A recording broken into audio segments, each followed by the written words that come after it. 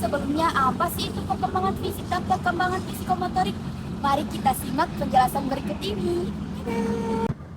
Perkembangan fisik atau disebut juga pertumbuhan biologis merupakan salah satu aspek dari perkembangan individu yang meliputi perubahan-perubahan dalam tubuh, perubahan secara individu dalam menggunakan tubuhnya disertai perubahan dalam kemampuan fisik. Perkembangan psikomotorik adalah perkembangan mengontrol gerakan-gerakan tubuh melalui kegiatan terkoordinasi antara saraf pusat dan otot, dimulai dengan gerakan kasar yang melibatkan bagian besar dari tubuh, kemudian dilanjutkan dengan koordinasi gerakan halus dari keduanya, diperlukan dalam kehidupan sehari-hari sebagai suatu yang wajar.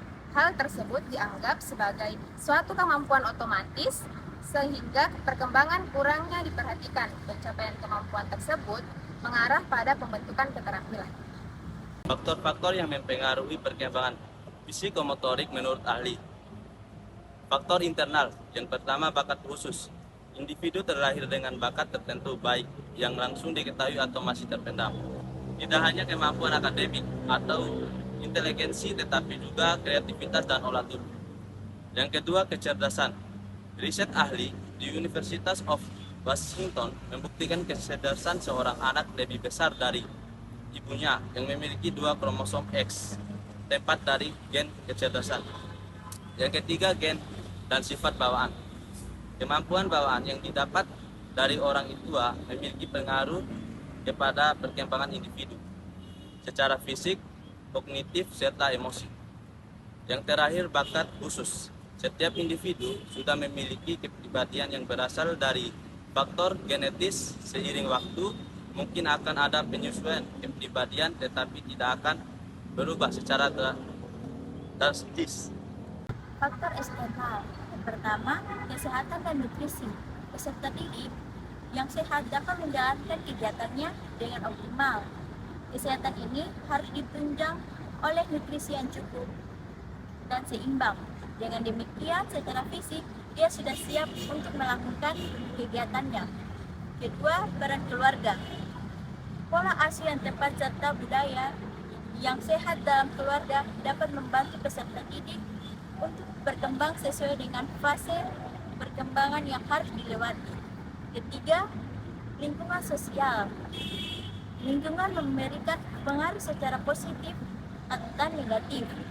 Namun, bagaimana peserta didik merespon lingkungan sangat dipengaruhi oleh penanaman nilai dan norma seperti dalam keluarga.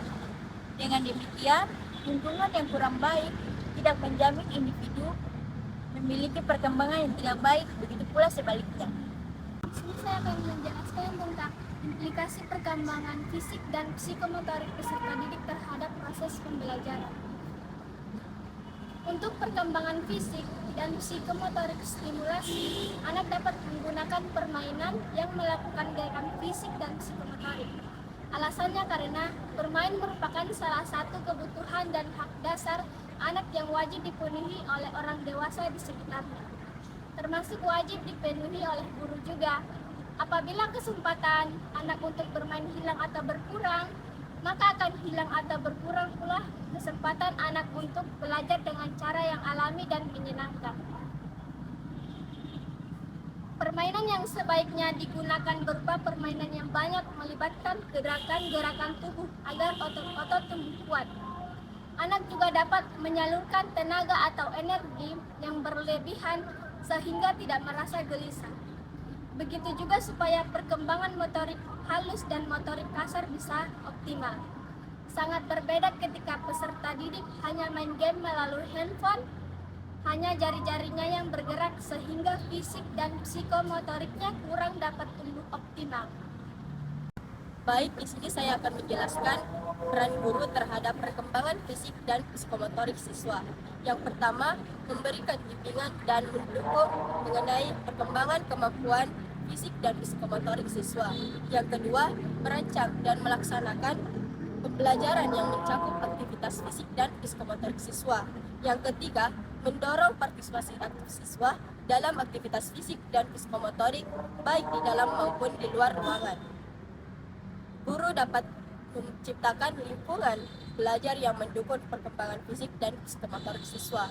Yang kelima, guru wajib memantau dan mengevaluasi kemajuan fisik dan psikomotorik siswanya.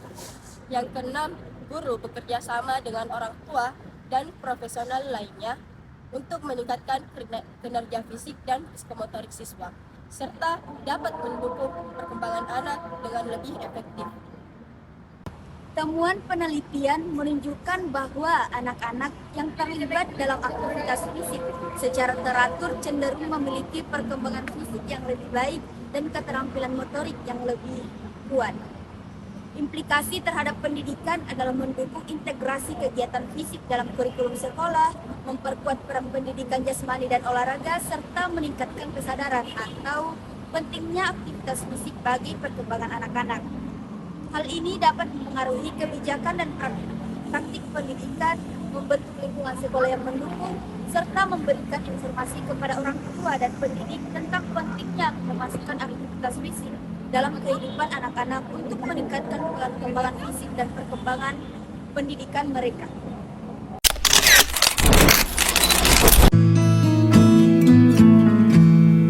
Loving can hurt. I wanna follow where you In the night I lie and look up at you. Oh baby, you should go and love yourself.